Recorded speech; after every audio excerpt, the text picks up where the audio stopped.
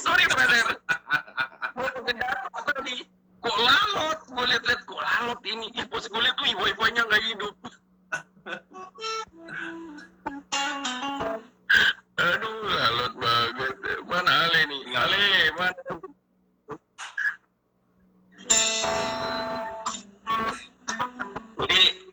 Jadi live kali ini kita akan ada hadiah merchandise dari Lumos berupa crew neck bagus banget produknya. Crew necknya oversize, ya benar. 2 crew neck untuk penanya terbaik. Oke, saya kasih 2 orang. Oh ini. Sorry, pantas gue liat kok lalot banget punya gue.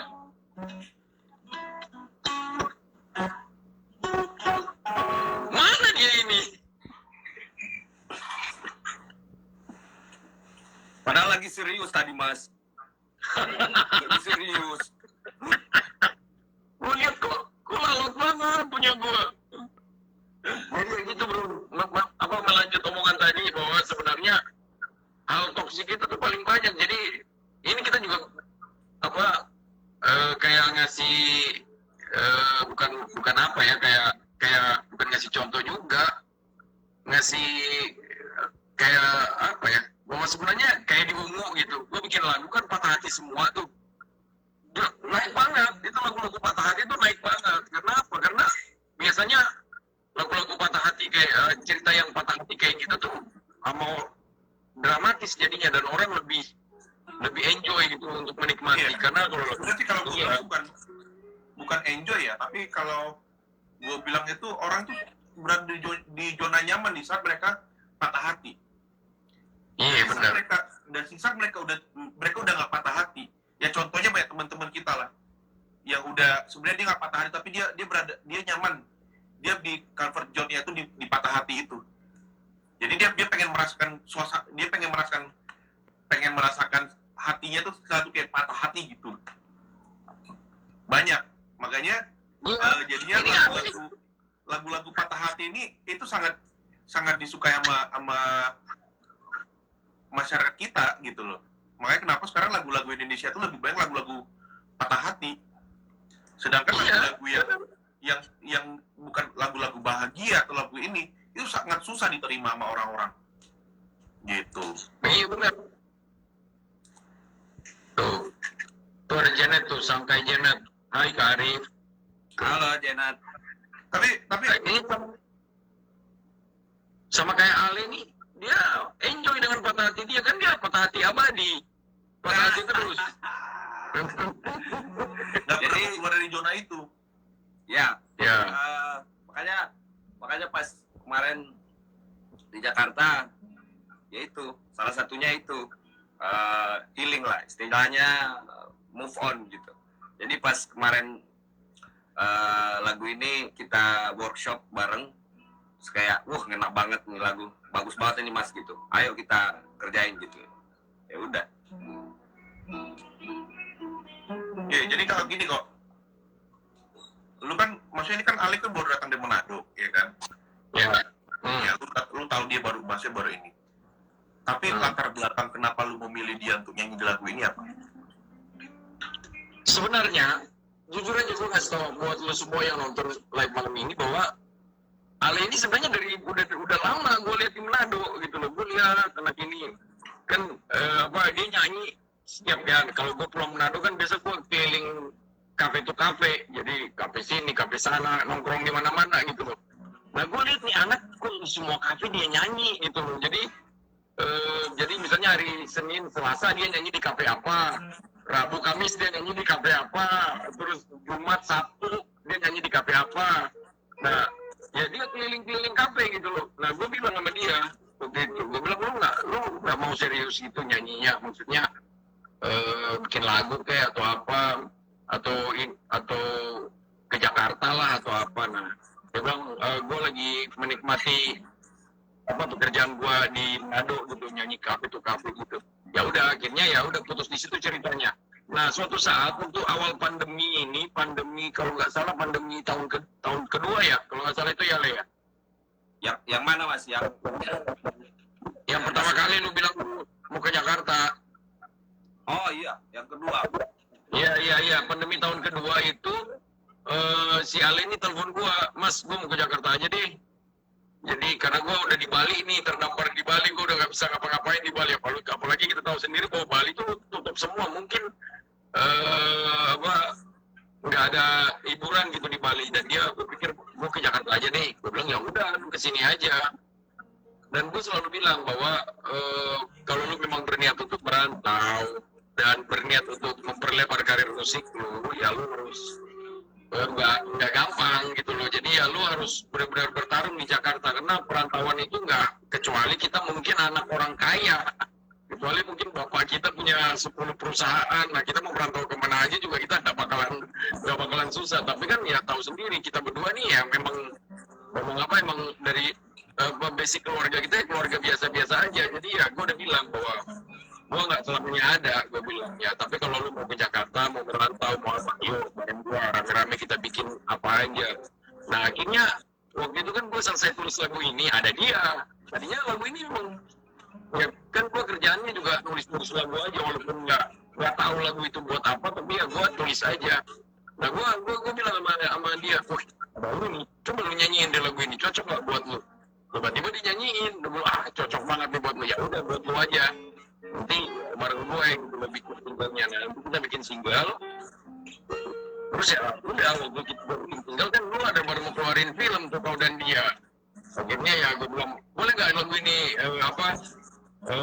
ada di part of Kau dan Dia, karena gue juga waktu itu kan lagi mood syuting Kau dan Dia nih. Waktu itu kan gue ikut kan syuting film Kau dan Dia itu. Nah gue bikin lagu ini juga, gue lagi mood gue lagi gue set untuk berperan sebagai bapaknya Zara gitu. Jadi gue begitu melebur di dalam cerita Kau dan Dia 2 ini gitu loh ya. Jadi pemikiran gue, dan makanya gue tulis lagu ini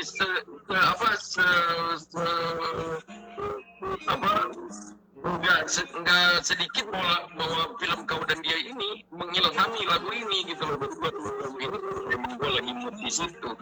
Nah kebetulan Ali selesai nyanyi, ya udah berjalan begitu aja lagunya. Ya kita produksi, kita bikin sendiri semuanya, kita rekaman. Kebetulan waktu itu Eka Gustiwana menawarkan diri untuk menjadi arranger dan sekaligus memproduksi lagu ini. Bukan produser sih, arranger aja sih sebenarnya.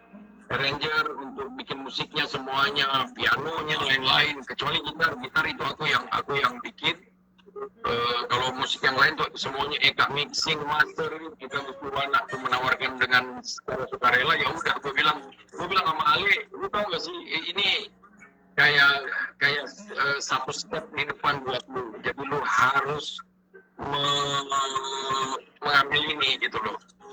Laku nggak laku, banyak atau nggak banyak orang lihat dengar lagu ini, bukan goal kita. Gue bilang juga begitu sama Ale, bukan goal kita. Lagu ini adalah awal mula lu melangkahkan kaki lu di awal start. Gue bilang kalau kita nggak mau start, ya lu akan diem di situ aja. Karena di saat lu udah punya single sendiri, laku nggak laku, suka nggak suka, lu udah punya single sendiri gitu loh. Iya, seperti itu lah. Karena di masa sekarang itu bukan di saat kita keluarin satu single berarti harus meledak langsung, nggak ini. Karena kita memang harus ngalamin proses itu. Gitu. Iya. Karena di saat kita sekarang kita lihat banyak ya penyanyi baru yang tiba-tiba single pertama keluar langsung meledak. Tapi ya itu mungkin akan seumur sesuai dengan apa gitu ya. Kita lihat ya, kalau tidak, karena saat mereka keluar satu single dan meledak, mereka tidak tahu cara memaintenance-nya itu.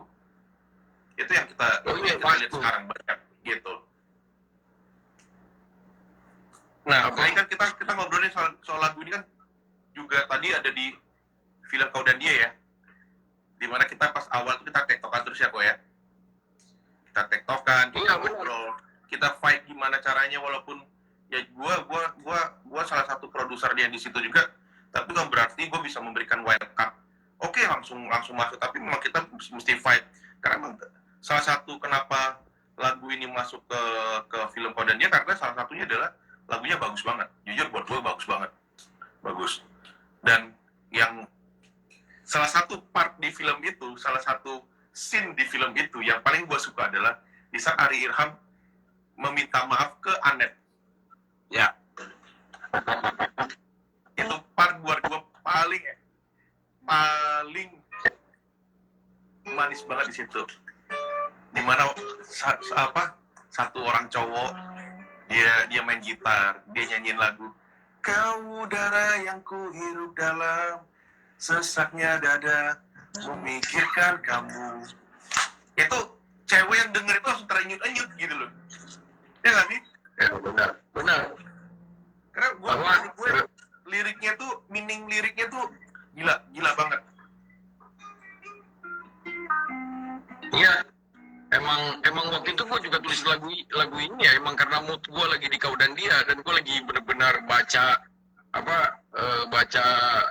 sinopsisnya, gue lagi benar-benar bagaimana sih ngeset ya, namanya juga pemain film bukan profesional kan, jadi harus banyak belajar. Ya waktu itu kebetulan gue juga dikasih kesempatan oleh film Kau dan Dia untuk memerankan diri sebagai bapaknya Zara untuk yang kedua kali di film. Terus lumayan banyak juga scene gua, jadi emang benar-benar harus belajar. Jadi gua benar-benar lagi meresapi banget tuh di situ tuh. Jadi memang film Kau dan Dia ini emang benar-benar mengilhami, lagu ini juga mengilhami. Di samping gua waktu itu baca Rumi, ya ada mood Kau dan Dia di dalam lagu ini. Dan gue bikin lagu ini nggak lama atau nggak berapa lama ya, Ale ya, gue bikinnya 15-20 menitan lah.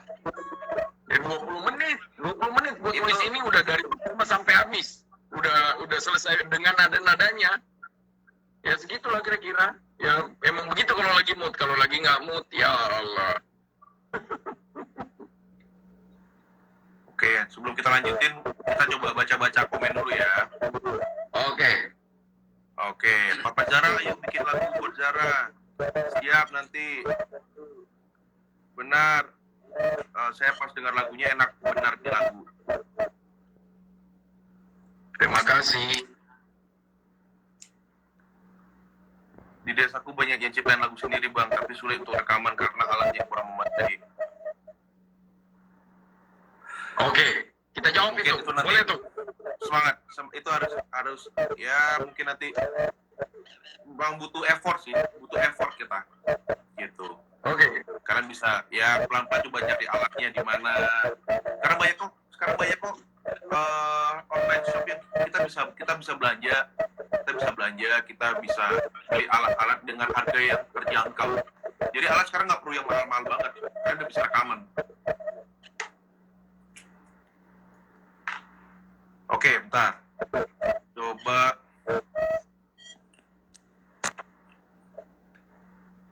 Tapi harus lu yang invite kok. Apa tuh? Oh iya, gue yang invite ya. Iya. Baktiar Syarul. Yang mana tuh ya?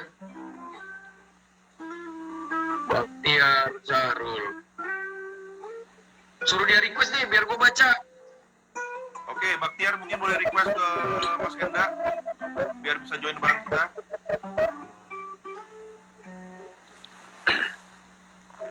Baktiar join.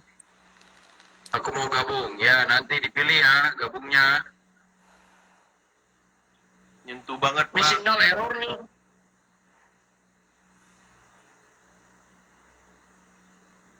Bang, cara ciptain nada kayak demi waktu, aku bukan pilihan hatimu. Kasih lagu gimana, Bang? Aldo Renaldo. Jadi sebenarnya kalau gue nyiptain lagu itu yang mengalir begitu aja, gue nggak pernah memikirkan bagaimana caranya. Natural aja sebenarnya. Gue bisa main gitar atau gue bikin dari piano, ya gue natural aja, berjalan begitu aja. C, A minor, F, G. Kalau di kekasih gelap main di A, E, V, D, gitu-gitu aja. Sebenarnya lebih natural sih. Jadi kalau ada pertanyaan seperti ini gue susah jawabnya. Gimana? Karena gue jujur aja gue juga bukan orang sekolahan gitu loh. nggak itu dia. Baru cari yang lain deh.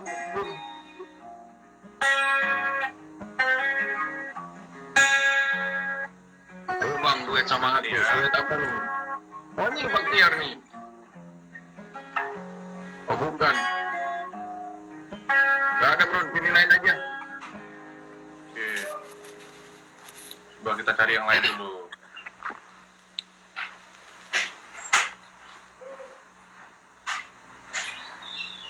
Ini udah ada yang hafal nih mas, udah ngirim-ngirim lirik nih. Apa? Udah ngirim-ngirim lirik dia. Pernah aku coba. Mr. Enda, semua. ada ndak cipta lagu TV versi Manado? Karena sekarang lagi naik daun lagu-lagu daerah timur. Lagu Manado? Banyak. Ada ya? Gua. Banyak. Ada. Cuman ya gitu. Kadang-kadang gue kan bikin lagu itu nggak harus direkam juga. Jadi ya apa? Karena belum menjadi kebutuhan aja, jadi gue bikin bank lagu gue aja. Gue banyak bikin lagu Manado juga. Ya ada lah beberapa. Tuh terima bang, tuh Baktiar tuh. Apa tadi pertanyaannya? Hah? Oh tuh. Udah gue Ya, invite dia. pertanyaan sih, tapi dia ngomong kalau dia susah di desa dia untuk bikin lagu. Tuh dia tuh. Oke, Ah. ya. Halo bang. Halo. Ya gimana? Ya. Salam dari kampung. Tinggal di mana Kita di Baktiar? kampung sini juga. Jombang. Jombang? Ya. Jombang. Jago. Oke, siap. Oke. Ya. Jadi tadi lu Iya, bilang iya. bahwa dia susah ya? Lu susah ya nyari alat karena emang gitu ya? Emang butuh Ya. effort, kalau apa bukan butuh effort ya, apa itu istilahnya ya, butuh usaha, harus kita harus ya emang nggak gampang sih, maksudnya lu harus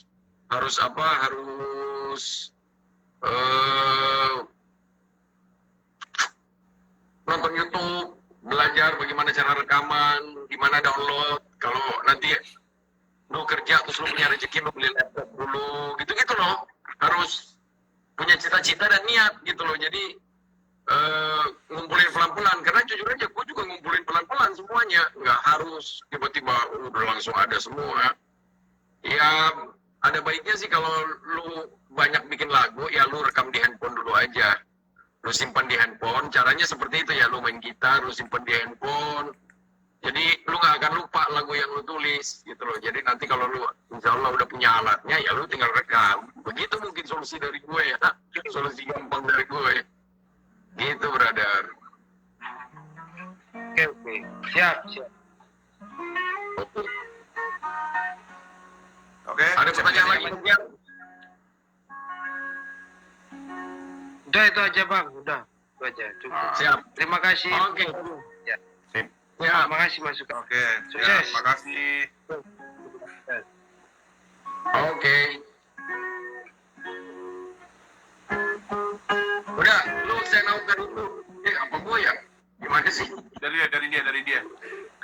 Oh iya. Oke. Oke. Thank you Bang. Lagu patah hati itu nggak cuma buat kaum patah hati. Yang lagi seneng pun kalau dengar lagu patah hati, yang enak liriknya juga jadi patah hati. Ya itu. Ya itu orang-orang yang comfort zone di zona patah hati. Jadi Iya. kalau dia senang pun dia tetap akan merasa patah hati. Gitu. Karena jujur zona patah hati itu adalah zona yang paling nyaman. Zona yang paling nyaman. Oke, Tuh, ini konsepnya putih ya. Bukan konsep putih, nggak sengaja kita pakai baju putih semua. Nggak janjian.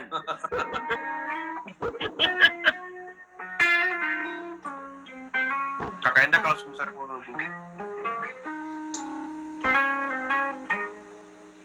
Oke, Kayaknya kalau kita lanjut lagi ngomong soal single ya. oke. Tapi dari lagu yang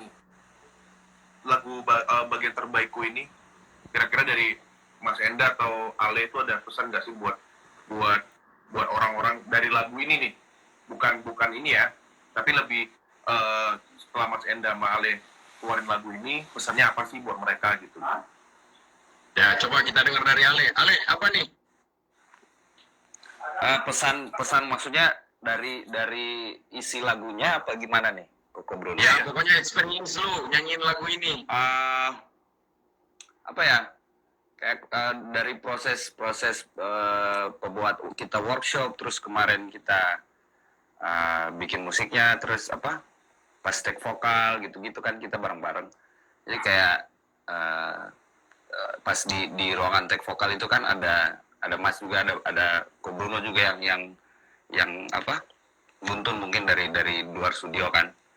Dan kayak baru tahu gitu kalau nyanyiin lagu tuh emang harus pakai rasa gitu, emang harus dihayati banget gitu. Makanya kemarin agak wah iya ya ternyata harus kayak begini ya.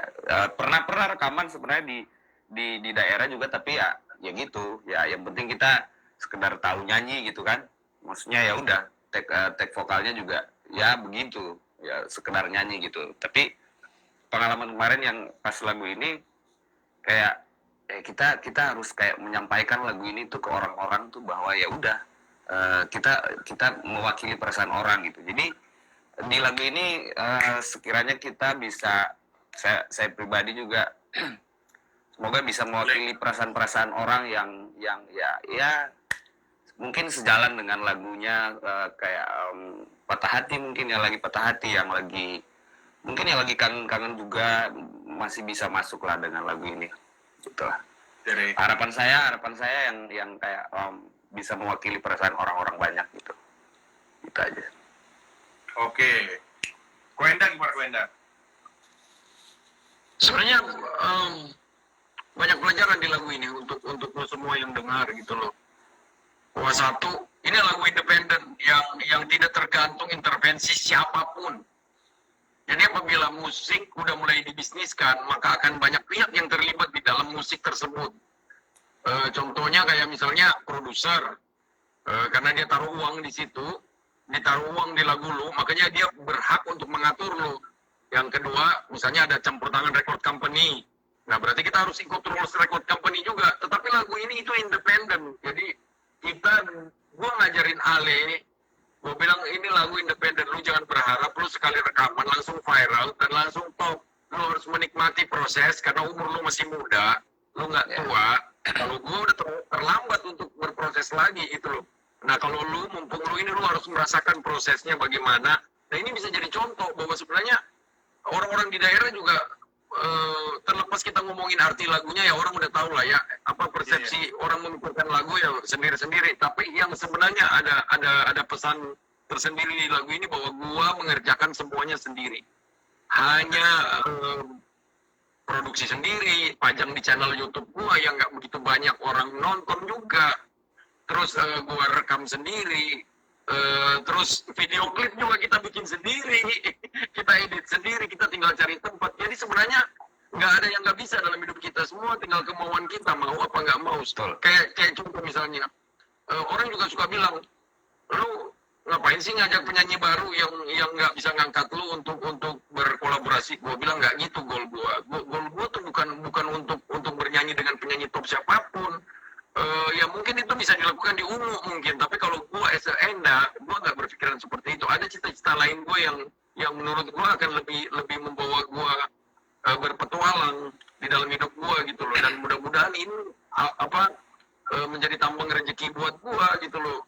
Ya gue berpikir bahwa rezeki itu kan nggak gara-gara lagu ini top terus tiba-tiba gue dapat uang. Gue udah pernah ngerasain seperti itu. Tetapi makanya gue mau ngerasain side yang lain. Makanya gue bilang sama Ale, gue bantu lu. Gua bikin lagu ini, hanya ini yang bisa gua bantu buat lo. Jadi mudah-mudahan lagu ini mudah-mudahan di lagu ini tuh ada doa kita gitu loh, ada doa lu sama gua, dan mudah-mudahan ada doa juga tim kau dan dia, ada doa lu juga bro. Mudah-mudahan lagu ini bisa membawa Ale satu step lebih maju lagi.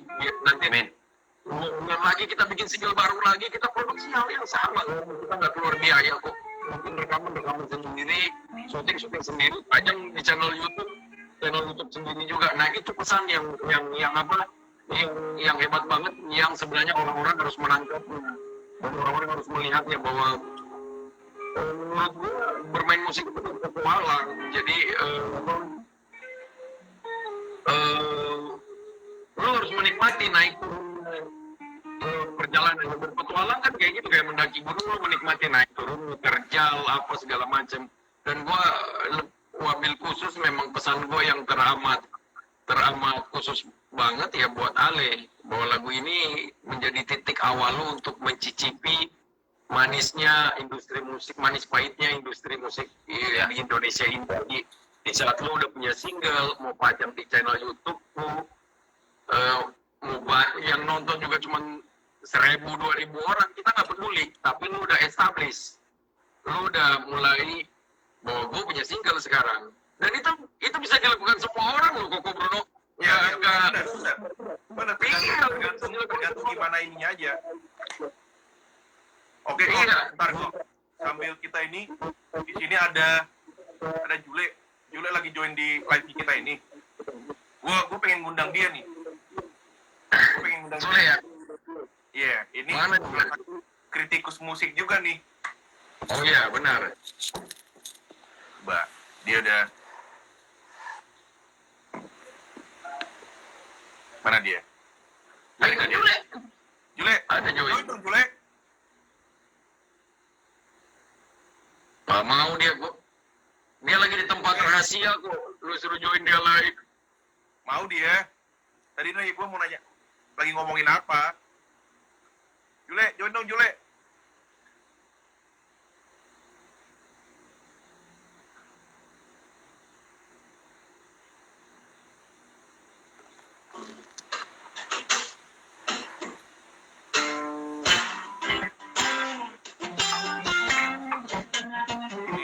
Nih Jule dia nanya nih. Kalau jadi Jatuhin punya Koko Bruno. gara-gara Jule nih. Amin. Sukses buat Bang Eda dan semuanya, amin.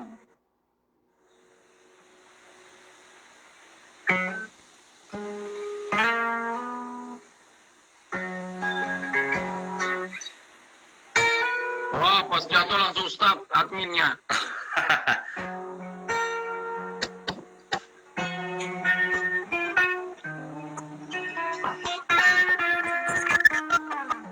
Ya, jadi Jule nanya nih, apa tadi dia nanya? Kalau jadi produser,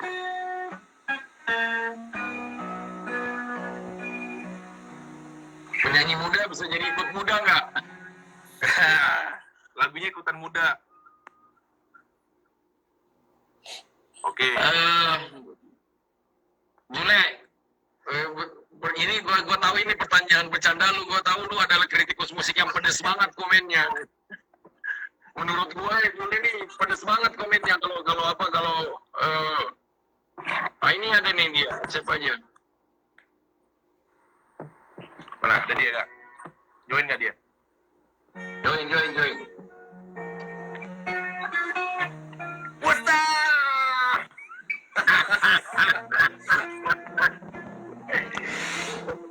Ini kalau lu bilang cabe buruk, cabe setan, sambal setan, ini lebih pedas lagi daripada sambal setan nih.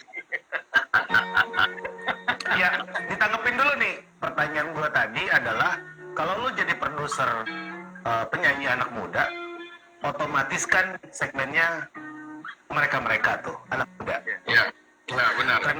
Tren musik lu yang pop, apakah masih bisa lu samakan dengan tren anak muda sekarang? Oke. Sebenarnya kalau gua berpikir bahwa kacamata gua sekarang bermain musik itu di rumah adalah anak gua.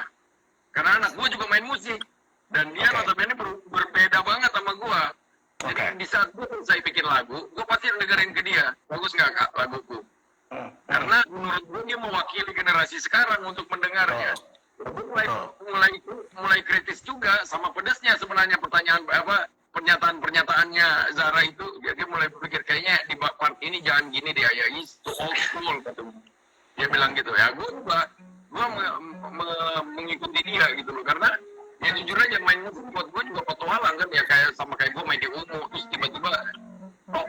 era-era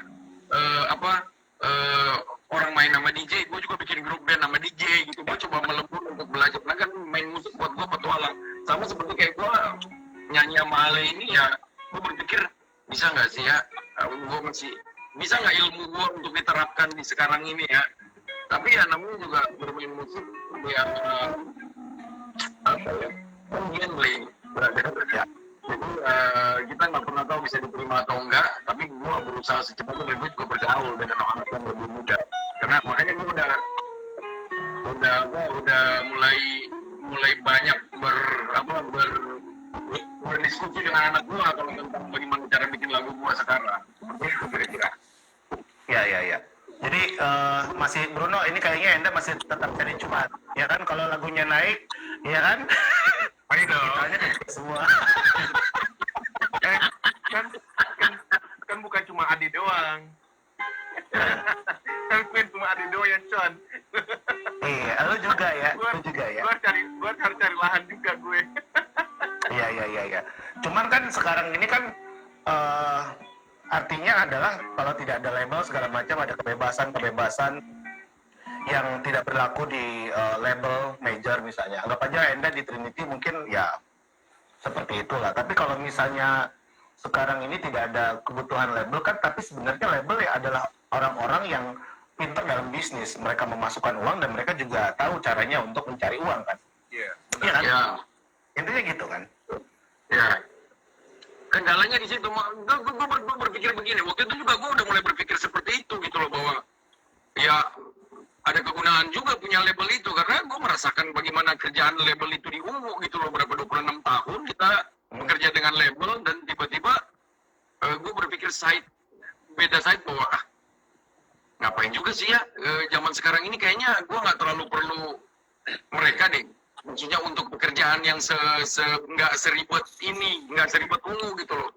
Karena kan kalau Ungu memang kalau mau rekaman kan emang ribet, emang harus butuh waktu, kita harus prepare studio, kita harus ngeblok studio. Jadi memang kayak nggak mampu kalau hanya skup kecil yang mengerjakan Ungu gitu loh. Nah tapi kan ini soal masalah bikin lagu aja, pajang di channel YouTube. Maksudnya ini kita mencari cara bagaimana cara yang mudah, yang pada akhirnya orang-orang itu bisa mencontohnya dan membuat orang banyak sukses gitu loh, bahwa ya kita tidak menafik bahwa label itu ada orang-orang bisnis di dalam, karena jujur aja kalau soal berbicara bisnis juga ya yang di atas sebelah kiri ini nih, yang di sebelah gue ini juga ya udah lumayan lama bekerja sama label, jadi setidaknya udah mengerti bagaimana cara mereka berbisnis. Dan jujur aja bahwa pekerjaan-pekerjaan yang dilakukan label khususnya dalam bisnis sudah sangat bisa kita lakukan sendiri. Kayak contoh misalnya Spotify dan lain-lain.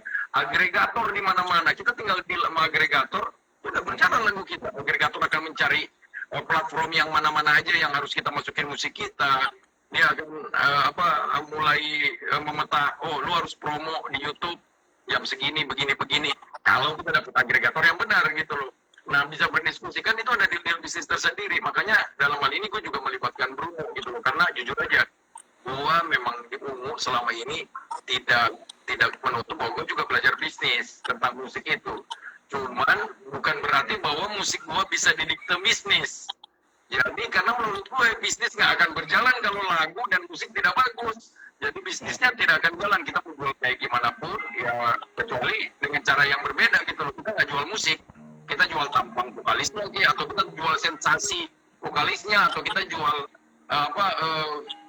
viralnya salah satu personil dengan cara kayak gimana, tapi kan sebenarnya kalau gue pribadi gue main musik gitu, dan gue mau bahwa lu harus terkenal musik. Ale kayak Ale ini kan kayak adik gue lah ya, tiap hari di rumah ngobrol-ngobrol sama gue bilang lu harus menikmati pahit manisnya industri ini. Enggak, karena zaman sekarang orang gampang viral, gampang top, gampang kaya, gampang juga jatuh gitu loh. Nah, kenyataannya lu mau jadi kaya atau lu mau jadi musisi. Kalau lo mau jadi musisi, lo harus menikmati prosesnya. Lo harus menikmati bagaimana lo ngerasain susahnya bahwa lo nggak diterima. Bahwa lo merasakan, jadi ada cerita buat lo nanti gitu loh. Dan gue lebih berpikir begitu. Sebenarnya lagu ini buat gue pribadi, gue tidak memikirkan cuan di situ. Tetapi kalau ada cuan di situ, ya alhamdulillah. Oke. Tapi kalau masalah cuan dan bisnis lain, gue sangat belum saatnya untuk berpikir bahwa mengajarkan adik gue yang satu ini di bawah untuk gue harus berbisnis banget. Jangan, bukan itu. Karena ya, jujur aja, musik sama bisnis ini menurut gue side to side harus berjalan beriringan. Tetapi apabila terlalu beririsan, terlalu banyak irisan-irisan antara musik dan bisnis ini, kacau juga lama-lama. Akhirnya akan membuat lu tau gak sih, kayak makanya gue bilang dari awal bahwa make a band just like to make a company. We'll make a good company or bad company, terserah kita.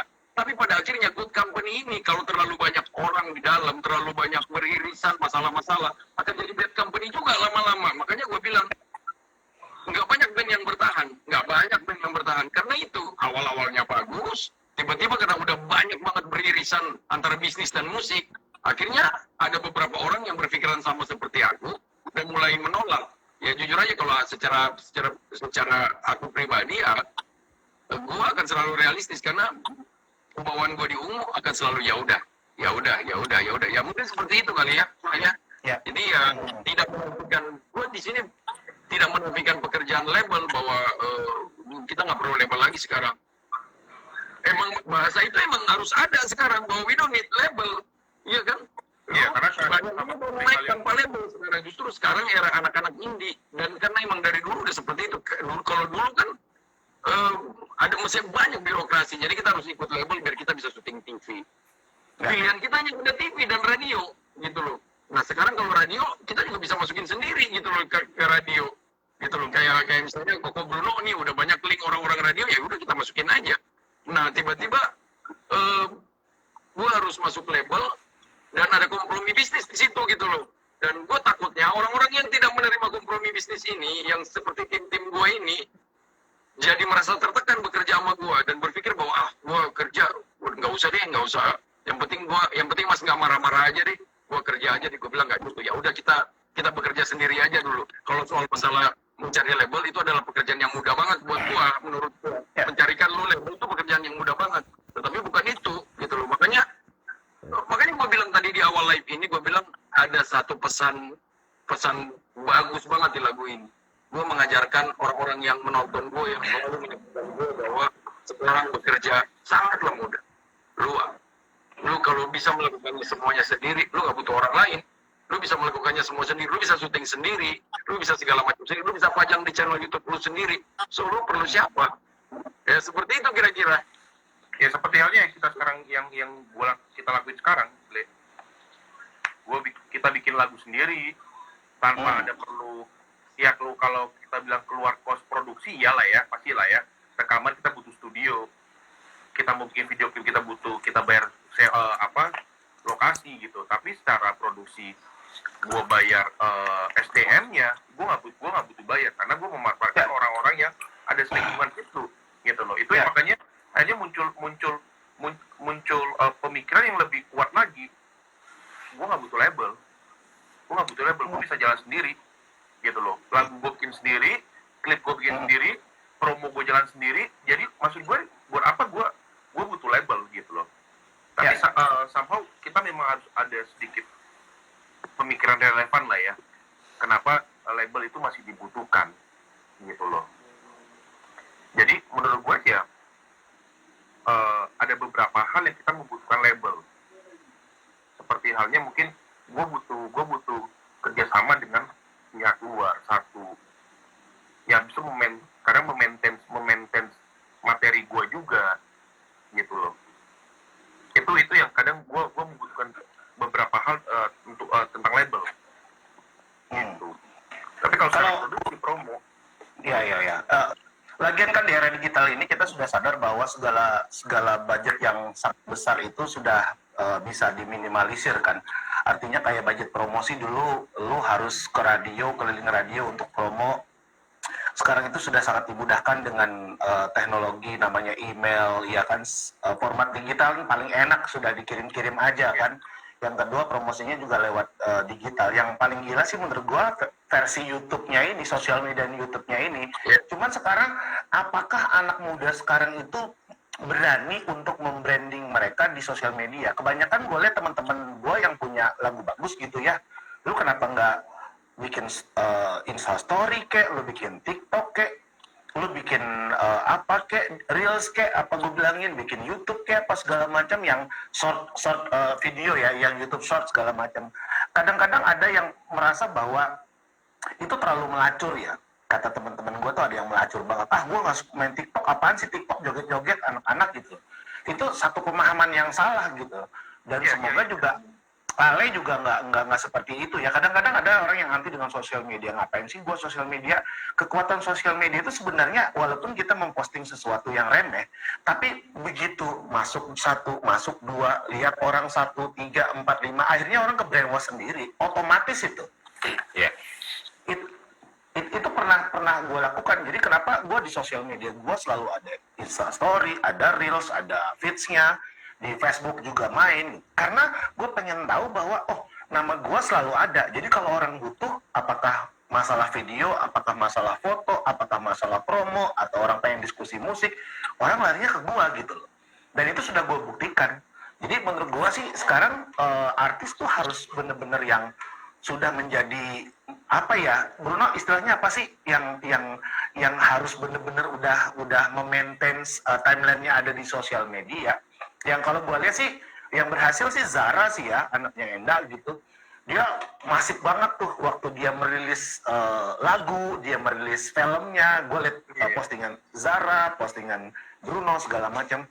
Itu adalah hal yang bagus, itu membrainwash orang. Kita nggak tahu apakah itu akan menjadi bagus apa tidak, tapi paling enggak brandingnya udah dapat duluan. Itu sih yang kalau gue sih mikir gini ya, kalau gue sih mikirnya begini. Mungkin ada orang bilang itu kebanyakan deh, lu posting ngapain sih, jangan terlalu ngotorin feed lu, ngotorin story lu, kebanyakan gini nih. Kalau gue berpikir adalah di saat gue makin banyak story, memang akan ada orang yang annoying. Apaan sih keluar story? Tapi itu akan masuk ke kita brainstorm mereka, ya kan? Ya, Bruno lagi, besok kok Bruno lagi.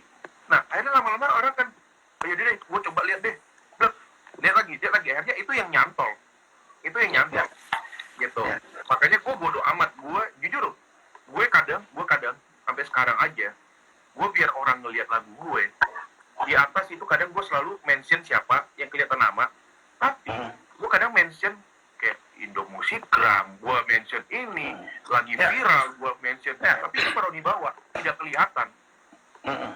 Gue sengaja bodo amat mereka mau lihat atau enggak, tapi itu di saat ntar gue bikin hashtagnya juga, itu akan masuk ke explorernya mereka. Jadi di saat follower mereka buka explorer, itu akan kelihatan. Itu yang gue tabung seperti itu. Jadi gue adalah orang yang bodo amat, gue kan story terus.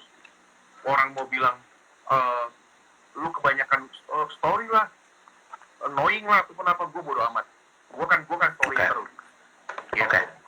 Karena menurut gue itu salah satu cara buat nyangkut di orang-orang. Gitu. Tuh, Bruno tuh ada yang nanya gitu, lagunya dong. Lagunya. Nah, gini deh. Enaknya gini deh, Ale coba nyanyi satu rap deh. Biar mereka juga tahu lagunya. Maksudnya belum tahu lagunya nih. Dari pertama lah, sampai rap. Dari pertama. Dari awal ya? Iya, dari awal sampai rap. Boleh. Oke, buat teman-teman yang mungkin belum sempat dengar kali ya, Mas. Judulnya Bagian Terbaikku. Oke. Saya sambil main gitar. Karena kalau mau duet sama Mas Enda juga delay kan. Ya. Lanjut. Pernahkah engkau terpikir jadi diriku? Sungguh tak mudah mencintaimu yang tak mencintai aku. Pernah ku coba untuk melupakan semua tentang dirimu. Ku terlanjur membutuhkan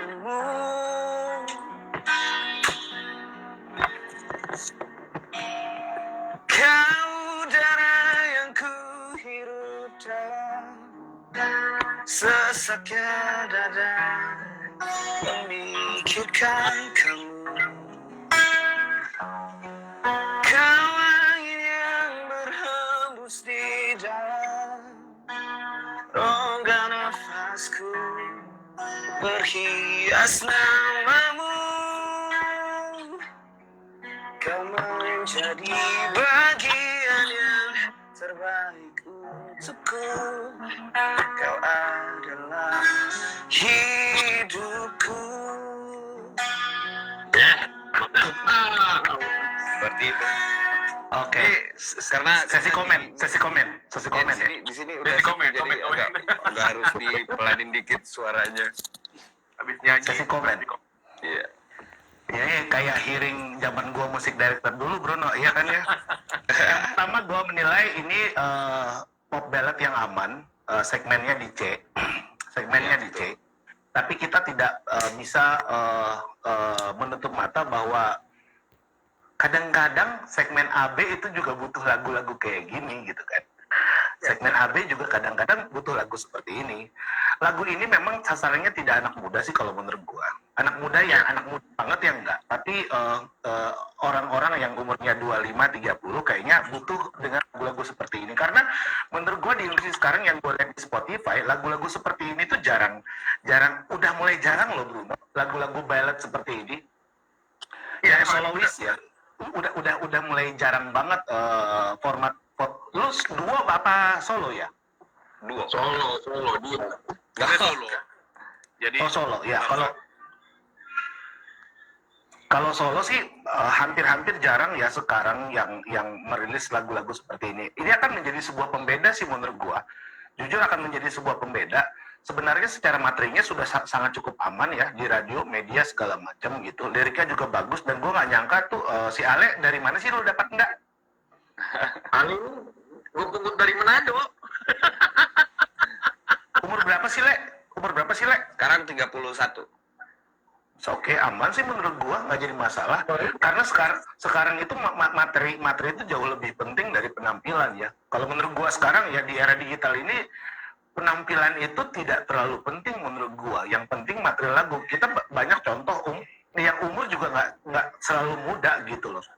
Jadi menurut gua secara karakter sih udah sangat mumpuni. Dari lagu juga ya pop ballad lah ya. Gua pikir gua appreciate kalau gua kasih nilai 1 sampai 10, gua bisa kasih nilai dengan industri sekarang ya, dengan lagu-lagu yang dirilis sekarang itu gua bisa kasih angka 7,5 sampai 8 lah. Thank you Sule. nice, so nice. Ya, cuman mungkin mungkin harus lebih masif lagi untuk sharing nih Bruno, sharing lagi materi ini, YouTube-nya, personalnya Ale juga harus diangkat lagi ketika dia main gitar, apakah dia latihan nyanyi, mungkin ya, apapun yang berhubungan dengan lagu ini ya harus diposting apapun itu. Kalau menurut gua ya. Iya. Menurut gua. Dan gua juga. Lagian kan murah loh Bruno. Sekarang itu udah hampir bisa dikatakan promosi di sosial media nol. Kecuali lu advertising ya. Advertising juga harganya murah dari 50.000, 100.000, bahkan 500.000 pun lu sudah bisa menjangkau cover area yang jauh gitu. Benar.